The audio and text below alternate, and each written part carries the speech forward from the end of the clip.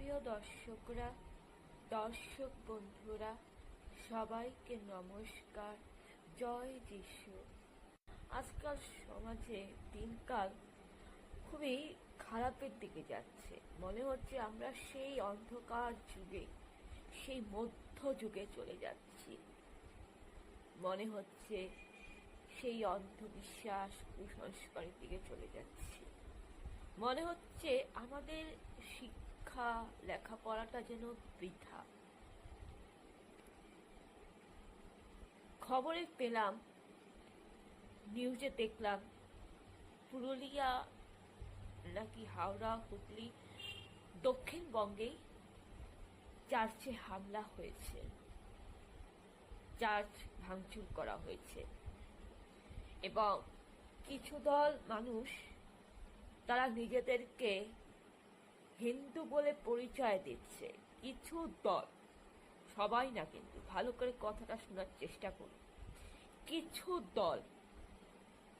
দল মানুষ, মানে কিছু মানুষ নিজেদের হিন্দু বলে পরিচয় দিচ্ছে এবং জয় শ্রীরাম ধ্বনি দিতে দিতে চার্চ মন্দিরটাকে ভেঙে ফেলছে। যারা প্রকৃত হিন্দু সনাতনী তারা কখনোই চার্চে গিয়ে হামলা করবে না, চার্চ ভাঙচুর করবে না। যারা সৎ ধার্মিক, যারা ন্যায়ের পথে চলে, ধর্মের পথে চলে, যারা মানুষের মতো মানুষ, তারা কখনোই অন্য ধর্মকে ছোট করবে না, অন্য ধর্মকে অপমান করবে না, চার্চে গিয়ে হামলা করবে না। যাদের মধ্যে নৈতিকতা শিক্ষা, পারিপার্শ্বিক শিক্ষা, মানবিক মূল্যবোধের শিক্ষা, যাদের মধ্যে বিবেকবোধ আছে, যাদের হৃদয়টা পবিত্র, তারা কখনোই অন্য ধর্মকে ছোট করবে না, অন্য ধর্মকে অপমান করবে না, অন্য ধর্মের ক্ষতি করবে না, অন্য ধর্মের ক্ষতি করবে না। হিন্দু নামের কলঙ্ক, এরা কি প্রকৃত হিন্দু হতে পারে? পারে না তো। রাবণও কিন্তু হিন্দু ছিল, কিন্তু রাবণ যা পাপ করেছে, চণ্ডীপাঠ করত। অসুর দল মহাদেবের ভক্ত ছিল, বিষ্ণুর ভক্ত ছিল। দুর্যোধন, দুঃশাসন, কৌরবরা, এরাও কিন্তু সনাতন হিন্দু ছিল। তার মানে কি, যারা খ্রিস্টানদেরকে অপমান করছে, যারা খ্রিস্টানদেরকে হামলা করছে, যারা চার্চ ভাঙচুর করছে, তারা হচ্ছে দুর্যোধন, দুঃশাসন, মহিষাসুর, রাবণ আর ভূত। আর কথায় আছে, ভূতের মুখে রাম রাম। এরা কারা? এরা তো মানুষ নয়, অশিক্ষিত।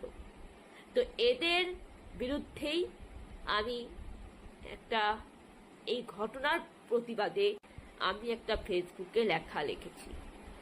যে লেখাটা লিখেছি সেটা আমি আপনাদেরকে পড়ে শোনাচ্ছি, সেটা আমি আপনাদেরকে জানাচ্ছি।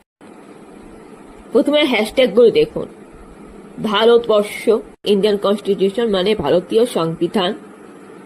ইকুয়ালিটি ফর অল মানে কি, সকলের জন্য সমান সমান, অর্থাৎ হিন্দু, খ্রিস্টান, বৌদ্ধ সকলের জন্য সমান।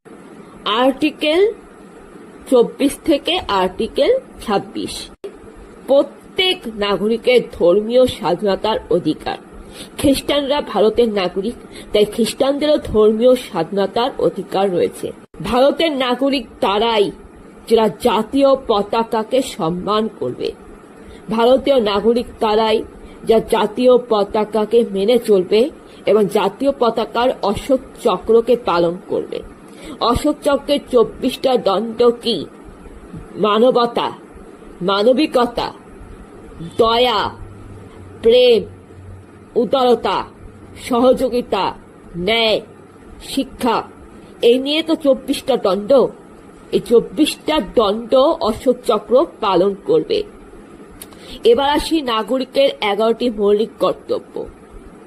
ভারতের নাগরিক হতে গেলে আপনাকে মৌলিক কর্তব্য পালন করতে হবে। আপনি দেশের থেকে সুবিধা নেবেন, আপনি দেশের খাবেন, দেশের লবণ খাবেন, নিজের দেশে, রাষ্ট্রকে, সরকারের কিছু দায়িত্ব পালন করার, যাকে বলা হয় 11টি মৌলিক কর্তব্য। এই 11টি মৌলিক কর্তব্যের মধ্যে বলা হয় ভারতীয় সংবিধান মেনে চলো, রাষ্ট্রের কাজে রাষ্ট্রকে সহযোগিতা করো, তাহলে যদি ভারতীয় সংবিধান মেনে চলতে হয় তাহলে আর্টিকেল 24 থেকে আর্টিকেল 26 মেনে চলতে হবে। হ্যাঁ, নেতাজি সুভাষচন্দ্র বোসকে সম্মান করতে হবে।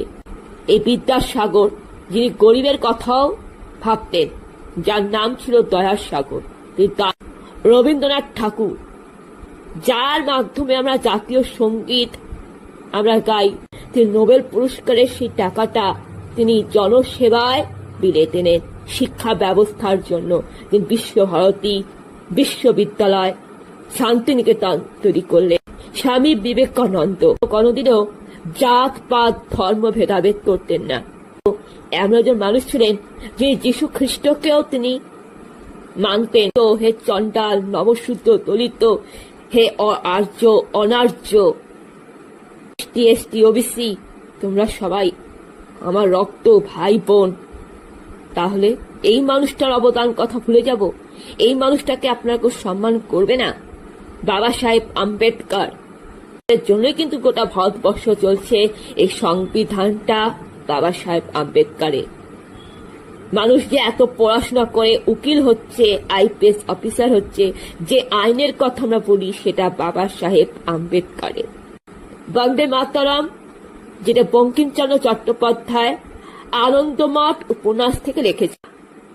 এই উপরের লেখা হ্যাশট্যাগুলি যারা মানে না, যারা এই হ্যাশট্যাগুলি পালন করে না, তারা ভারতের নাগরিক নয়।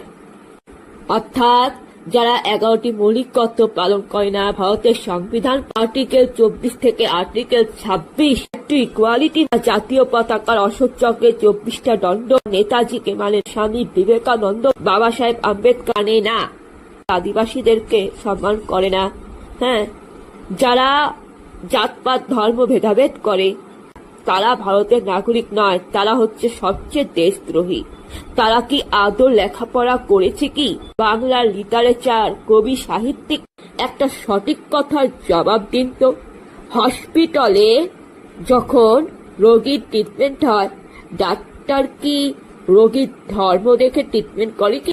মানুষ যখন মৃত্যু শয্যায় হাসপাতালে বেডে শুয়ে থাকে, গর্ভবতী মহিলা যখন বাচ্চাকে জন্ম দেবে, তার যখন রক্তের প্রয়োজন হয়, যেখানে ব্লাড ডোনেশন হয়, যাকে ব্লাড দেওয়া হচ্ছে, সেখানে কি আপনারা ধর্ম খুঁজেন কি?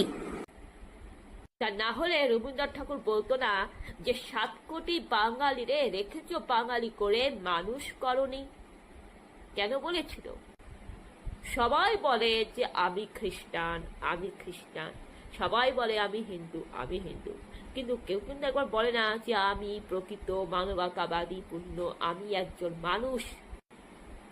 মা বাবা যেমন বাচ্চাকে বলে তুই ডাক্তার হ, তুই টিচার হ, কেউ বলে না যে তুই মানুষের মতো মানুষ হ। যারা প্রকৃত মানুষ নয় তারা কি করে ধার্মিক হয়? যারা ধার্মিক তারা কিন্তু আগে মানুষ হতে চায়। তবে হ্যাঁ, এটা ঠিক যে রাবণও তো চণ্ডী পাঠ করতো, আর ভূতের মুখে রাম রাম, এই প্রবাদ বাক্য তো আর অস্বীকার করা যায় না। এই জন্যই অতুল প্রসাদ সেন, একজন মহান কবি, তিনি কি বলেছিলেন? নানা ভাষা, নানা মত, নানা পরিধান, বিধিদের মাঝে দেখো মিলন মহান। বিধি মানে কি? ঈশ্বর। ঈশ্বরের মধ্যে, যেখানে যীশু খ্রিস্টের মধ্যে বিষ্ণুদেবের মিলন হচ্ছে, প্রত্যেকটা জাতি ধর্ম সবাইকে ঐক্যবদ্ধ হয়ে থাকার কথা বলা হয়েছে। যেখানে জাতীয় পতাকার অশোক চক্রে 24টা দণ্ডে লেখা আছে ঐক্যতার কথা, সেখানে আপনারা কি করছেন? চার্জ ভাঙচুর করছেন।